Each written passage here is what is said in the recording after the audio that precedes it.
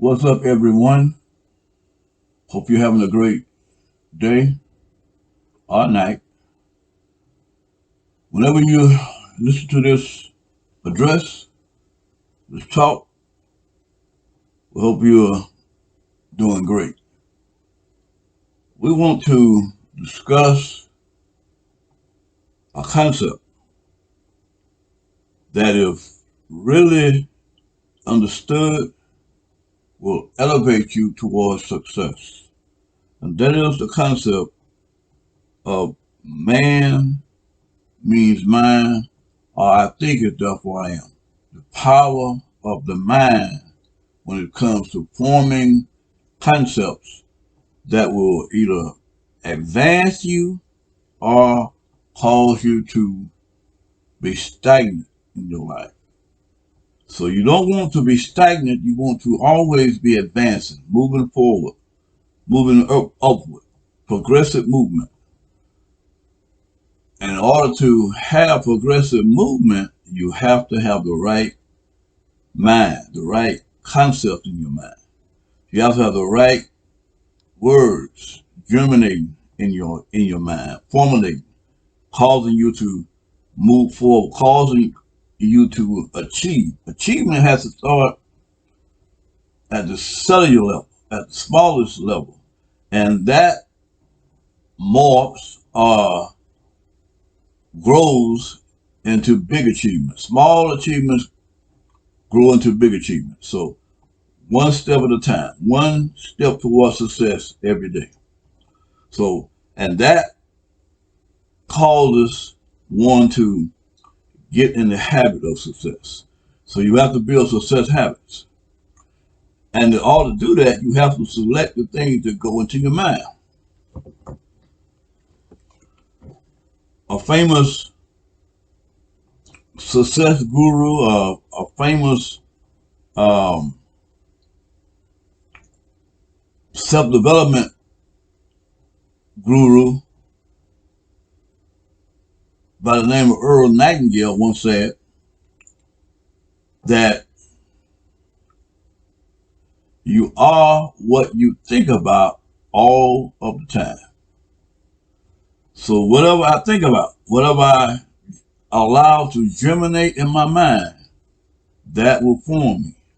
That will cause me to be the person that I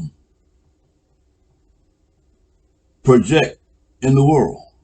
So the individual that I project to the world is caused by my thoughts, by my thinking, what I allow in my mind. So that's why we say that man means mind, because my mind controls who I am. What I allow to grow in my mind ultimately is the main cause of whatever reality I project to the world. So we have to be selective of the things that we allow in our minds. A great social reformer, a great teacher, a great philosopher, a great voice for human development, human growth, human expression, the spokesman for human salvation, the spokesman for the human soul. W. D. Muhammad, Wallace D. Muhammad, he said, and I quote, "One who allows to grow him into falsehood is growing out the nature of the natural world."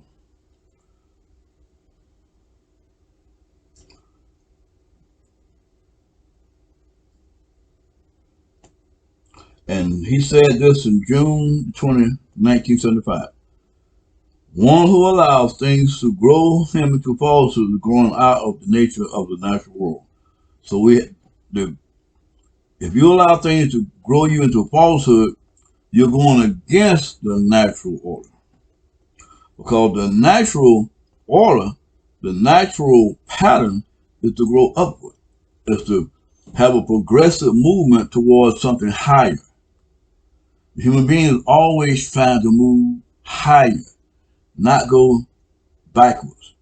So we have to put things in our mind that will cause us to progress. not things that will cause detriment to us. So putting inferior things in our minds will cause our minds to deteriorate. Just like if I put inferior things in my body, it causes my physical body to deteriorate. So I have to try to find the best food for my physical diet. I also need the best food for my spiritual diet and my mental diet. So I have to be selective of those things that I allow in my conscience, in my mind.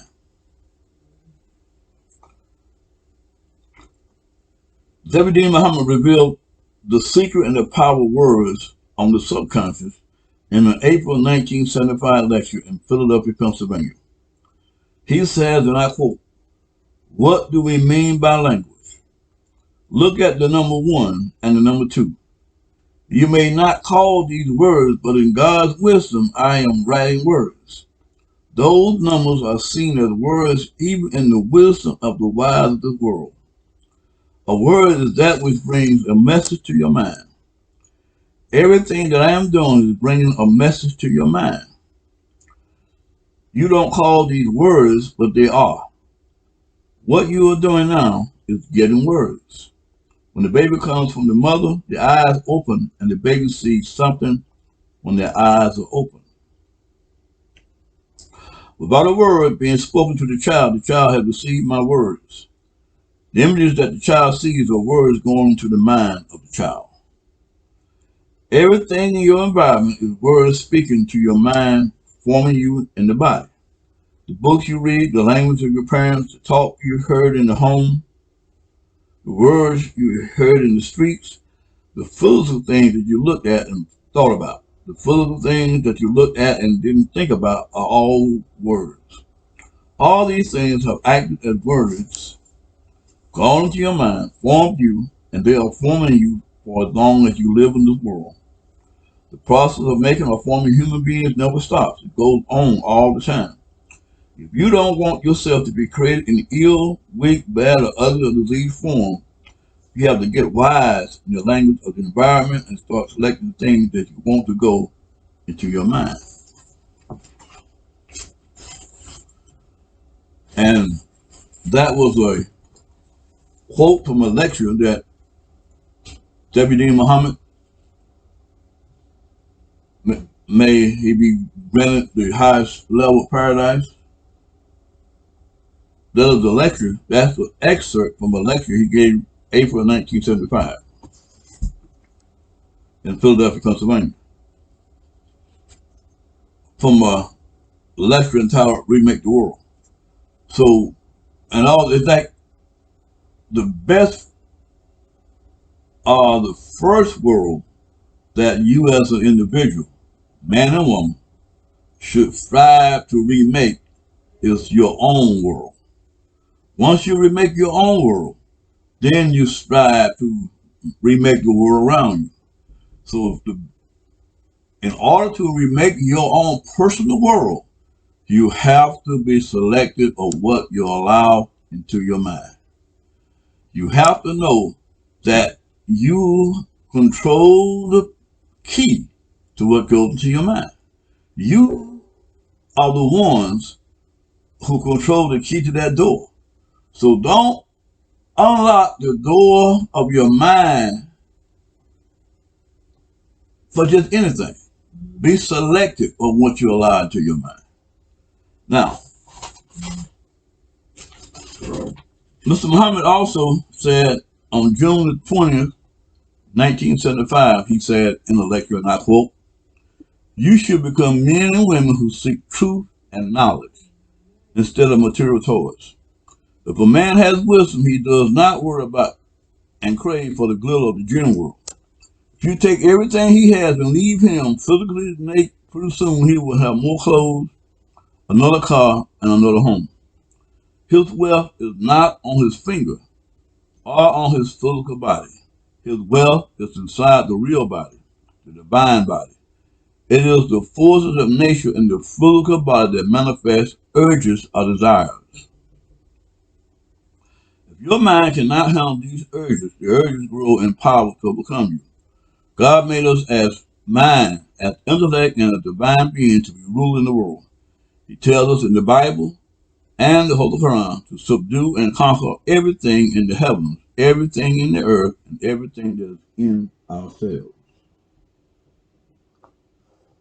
Now, W.D. Muhammad also stated in a book called The Teacher W.D. Muhammad, which was first in print in the 1970s.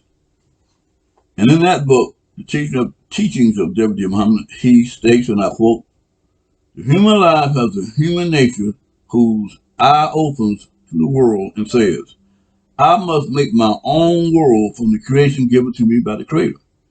Every creature makes its world. The divine supreme being gives it a supreme power and all the materials needed for making its world. But he, meaning the human being himself, is not, but he, meaning God, is not going to make it for you. He gives you the nature and the mind, and he opens your eyes to his great doing. Then he challenges you by telling you to make your own. So we have to make our own world. But the Creator gives us the tools and the materials necessary to make our world. But we are responsible for making our own world. We want to thank you for listening to those few words, and we encourage you and we caution you to be selective of what you allow into your mind. And know that the greatest instrument that you have for success is the mind. If you want to be successful, you have to cultivate your thoughts, cultivate the things that go into your mind, because you have the ability to think yourself towards success. You have the ability to use your imagination in a way that it will propel you towards success. Or you can use it in a way that it will repel success from you. It can be helpful or detrimental. It all depends on what you allow into your mind. So until next time, we greet you with peace. We hope that you will